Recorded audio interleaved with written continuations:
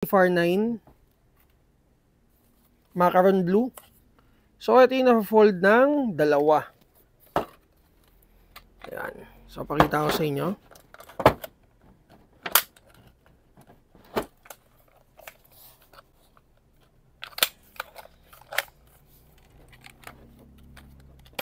Ayan. So pinapahirapan tayo nito.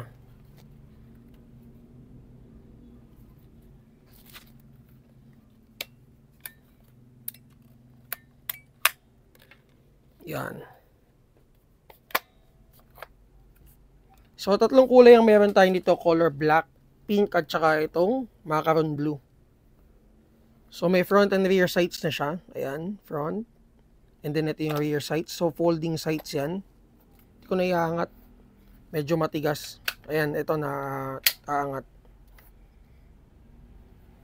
And then, polymer siya guys. Polymer yung front assembly. Polymer din yung receiver niya.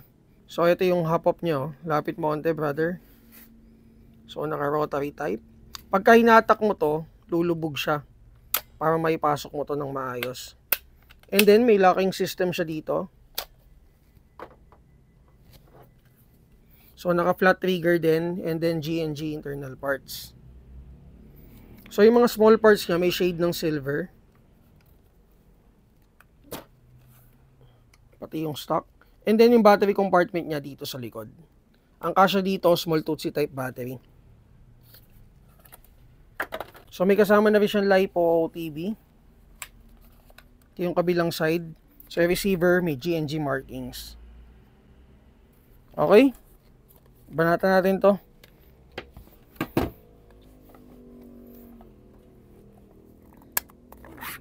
Yan, so dislide yung ano niya, yung sa battery compartment niya.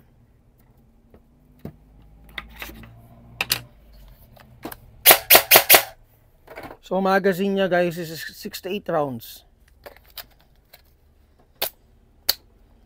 Okay? Yung alin? Okay.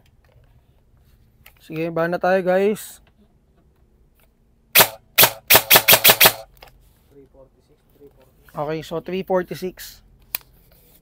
Auto.